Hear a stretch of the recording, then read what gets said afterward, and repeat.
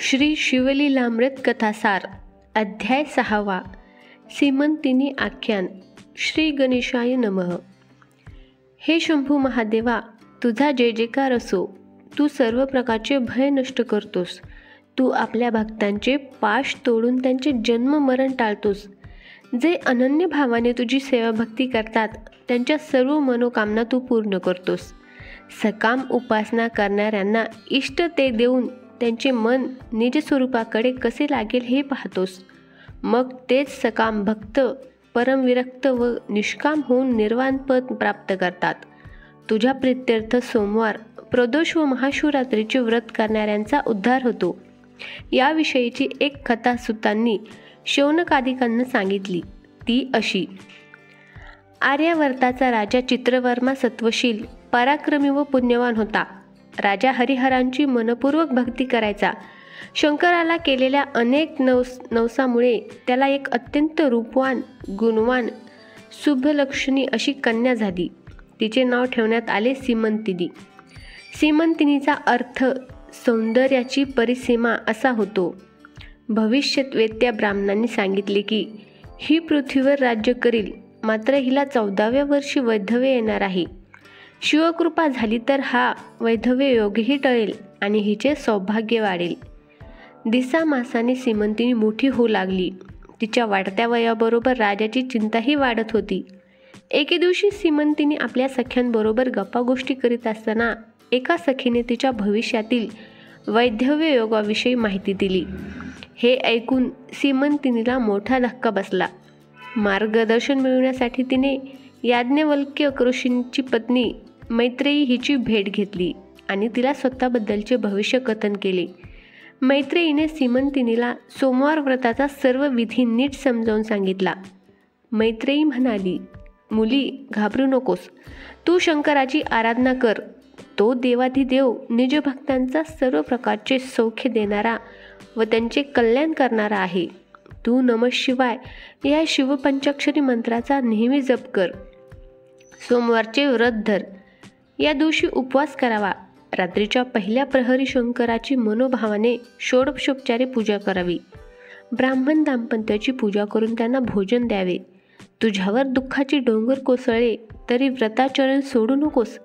या व्रताचा कंटाळा करू नकोस. कष्ट होतात, अपेक्षित फल लवकर प्राप्त होत नाही म्हणून व्रतनिंदा करू नकोस. तो आपले कल्याण करणारच या दृढ श्रद्धेने व्रताचरण कर.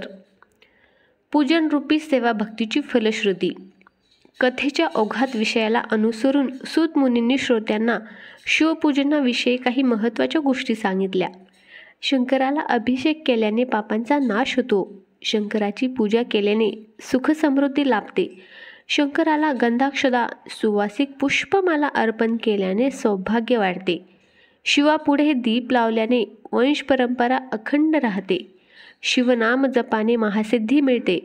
शिवचरित्रपर कीर्तन श्रवण केल्याने संकटे व व्याधी यांचे निरसन होते. शिवापुढे नृत्य केल्याने तो निजकृपेने मुक्ती देतो. शिवरंजन करण्यासाठी चतुर्वेद वाद्य वाजविली तर कंठ मधुर होतो. शिवाला सर्व प्रकारचे अलंकार अर्पण केल्याने सर्वत्र जय होतो. ही वर्णन केलेली सर्व पुण्यफले एका ब्राह्मणाला शिवस्वरूप मानून त्याला भोजन देऊन संतुष्ट केल्याने प्राप्त होतात. पूजनाने मन निर्मळ होते. नित्य सत्कर्माची सवय लागते. सर्व देवता या शिवाप्रमाणेच भक्तांचे कल्याण करणाऱ्या आहेत म्हणून घरातील देवांची दररोज पंचोपचारी पूजा करावी. सीमंतिनी निष्ठेने सोमवारचे व्रत करू लागली. पुढे तिचा विवाह नैषद्य राजाच्या राजा इंद्रसेन याचा पुत्र चित्रांगद याच्याशी ठरला. उभय पक्षी आनंद झाला. तिकडे सीमंतिनी सोमवारचे व्रत मनपूर्वक करीत होती. मैत्रेयीने सांगितलेले त्यापेक्षा अधिक करत होती. ती प्रत्येक आठवड्यास 1100 दाम्पत्याचे पूजन करायची. आपल्या व्रताचरणात कोणत्याही प्रकारचे न्यून राहू नये म्हणून ती विशेष काळजी घ्यायची. सीमंतिनीच्या विवाही प्रित्यर्थ चित्रवर्म्याने मोठा आनंदोत्सव केला. अपार दानधर्म करून ब्राह्मणांना व याचकांना संतुष्ट केले.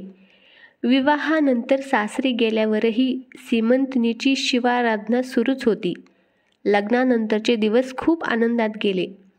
दिवाळीच्या निमित्ताने चित्रवर्म्याने आपल्या मुलीला व जामाताला सन्मानपूर्वक बोलावून घेतले.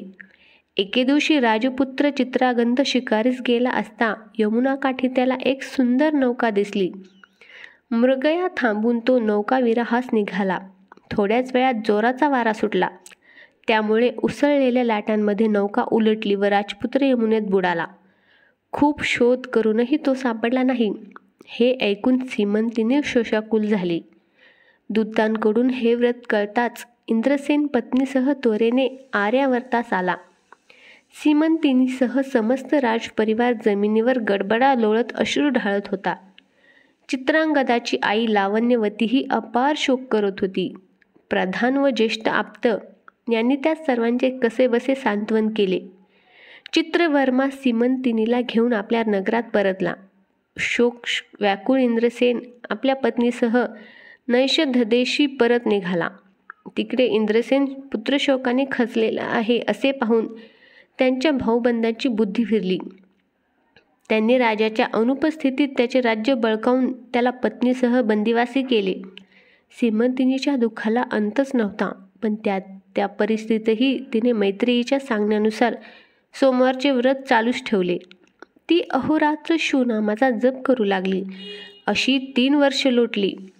इकडे यमुनेत बुडालेला राजपुत्र चित्रांगद नागलोकी पोचला. नागराजा तक्षक यांनी चित्रांगनाला त्याची हकीकत विचारली. ती ऐकून तक्षक राजाला वाईट वाटले. तक्षकाने चित्रांगदाला तो कोणत्या देवाची भक्ती करतो असे विचारले. तेव्हा चित्रांगदाने आपण शिवभक्त असल्याचे सांगितले. चित्रांगद म्हणाला, ज्याने इच्छा मात्रे प्रकृती व पुरुष निर्माण केले, अनंत ब्रह्मांडे रचली, तो सनातन आदिपुरुष म्हणजेच सदाशिव. आम्ही त्या शंकराची भक्ती करतो, ज्याच्या मायेपासून सत्व रज तम हे 3 गुण व ब्रह्मा विष्णू रुद्र निर्माण झाले. त्या पुराणपुरुष शंकराची आम्ही भक्ती करतो, जो आकाश पातळ, दशदिशा, त्रिभुवन, पंचतत्वे, नद्या, सागर, भस्म, मृत्तिका, अष्टधातू असे सर्वच व्यापून उरला आहे.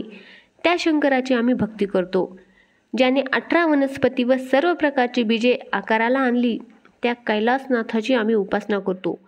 सूर्य हाच ज्याचा नेत्र आहे, चंद्र हाच ज्याचे मन आहे, विष्णू हाच ज्याचे अंतकरण आहे, इंद्र हाच ज्याचे हात आहेत, यम हाच ज्याच्या तीक्ष्ण दाढ आहेत, अर्थात देवता चक्र हेच ज्याचे अवयव आहे. त्या विराट पुरुष शंकराचे आम्ही भक्त आहोत.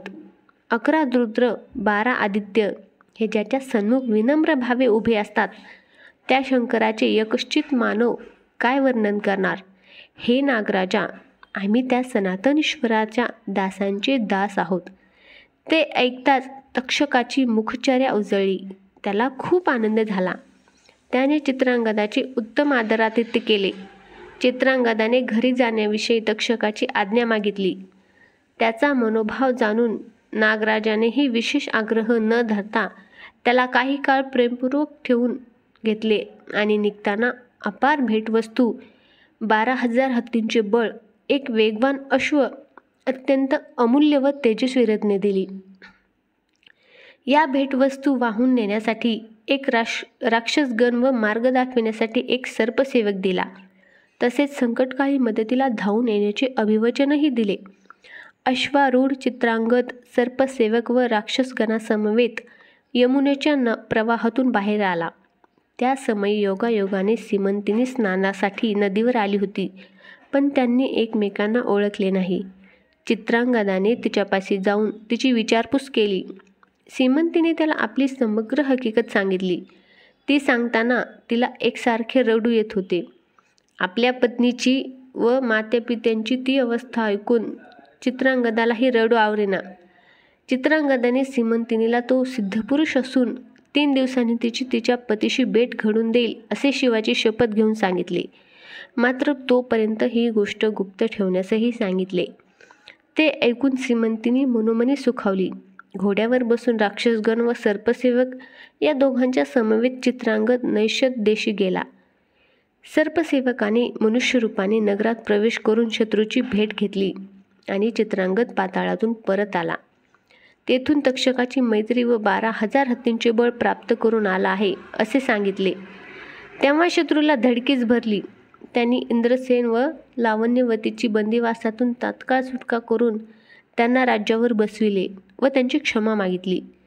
इंद्रसेन आपल्या दळभारासहित वाजत गाजत पुत्र भेटीस निघाला. चित्रंगदाने आपल्या मातापित्यांच्या पायाला मिठीच मारली. इंद्रसेनाने त्याला वात्सल्याने उठविले आणि क्षमलिंगन दिले. लावण्यवतीने अश्रू भरल्या डोळ्यांनी त्याला पोटाशी धरले. आज एका मातेला तिचे हरवलेले पुत्ररत्न सापडले होते. समस्त सौख्य त्यांच्या सन्मुख हात जोडून उभे होते. चित्रांगद परतल्याचे वृत्त कळताच इंद्रसेनाने सर्व मित्र राजे नानाविध मौल्यवान नजराने घेऊन नैदस्य देशी पाठवले. त्यानंतर सर्व तयारी करून तो राजपरिवार आर्यावर्तास गेला. ही शुभवार्ता कळताच चित्रवर्म्यास अत्यंत आनंद झाला. जय जय शंकर उमानाथ, जय महादेव कैलासनाथ असे म्हणून तो आनंदाने नाचत होता. सीमंतिनीच्या मातेने तिला प्रेमाने हृदयाशी धरले व म्हणाली, मुली तू धन्य आहेस. नियतीने भयंकर आघात करूनही शिवचरणांना अंतर दिले नाहीस. सोमवारचे व्रत निष्ठेने करीत राहिलीस म्हणून शंभू महादेवाच्या कृपाप्रसादाने हा प्रसन्न सुदिन पाहावयास मिळाला. तुझा ऐश्वर्यव्रत काही काळ तुटून गेला होता, तो आता जोमाने वाढेल, चहूकडून बहरेल. तुझे सौभाग्य अखंड राहील. त्या शिवप्रभूची लीला अगाध आहे. तो आपल्या भक्तांचे सर्वत्र रक्षण करतो, त्यांचे कल्याण करतो याची प्रत्यक्ष अनुभूती आली. सीमंतिनीने 11 लक्ष दाम्पत्याची पूजा केली.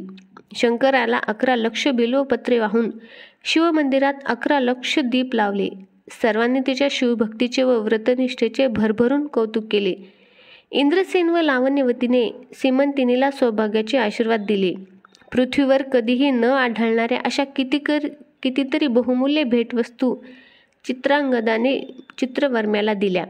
या शुभप्रसंगी देशोदेशीच्या अनेक राजांनी चित्रांगदाला उत्तमोत्तम आहेर दिले. काही काळाने चित्रवर्म्याने चित्रांगदाला राज्यावर बसविले व तो दीर्घ तपश्चर्या करण्यासाठी अरण्यात निघून गेला. पुढे शंकराला प्रसन्न करत घेऊन शिवकृपेने तो शिवलोकी गेला. चित्रांगद व सीमंतिनी यांना 8 पुत्र झाले. ते सर्व आज्ञाधारक व पित्याप्रमाणे सद्वर्तनी व पराक्रमी होते. चित्रांगदानेही अनेक वर्ष न्याय व नीतीने राज्य केल्याने त्याची सर्वदूर सत्कीर्ती झाली. सीमंतिनी कधीही शिवव्रत सोडले नाही, तिची सर्वदूर ख्याती झाली. सूत म्हणाले, श्रोते हो, असा आहे शिवव्रताचा महिमा. शिवकृपेने सीमंतिनीच्या जन्माचे कल्याण झाले. ज्या स्त्रिया हे आख्यान श्रवण करतील त्यांचे सौभाग्य वाढेल, दूर गेलेला पती जवळ येईल. विधवा स्त्रियांनी शिवभक्ती करावी, परमनिष्ठेने आजन्म सोमवार व्रत करावे, या आख्यानाचे नित्य श्रवण करावे. ज्यांना जन्मजन्मांतरी दीर्घकाळ उत्तम पती सौख्य व संसार सुख लाभेल, याचे श्रवण पठन केल्याने अंतरलेला पुत्र भेटेल. आयुष्य, आरोग्य, ऐश्वर्य, ज्ञान, विद्या यांचा लाभ होईल. गंडांतर अपमृत्यू टळेल. गेलेले धन मिळेल. गतवैभव पुन्हा प्राप्त होईल. शत्रू पराजित होतील. सर्व इष्टकार्य सिद्धीस जातील. भक्तिभाव हाच माघ मास. सीमंतिनी आख्यान हेच प्रयाग. येथे स्नान केल्याने त्रिविध दोष जळून जातील व अंती शिवपद प्राप्त होईल. फलश्रुती, या अध्यायाच्या पठनाने स्त्रियांचे सौभाग्य टिकेल, संतती दीर्घायुषी होईल, कौटुंबिक आपत्ती टळतील. ओम नमः शिवाय. ओम नमः शिवाय.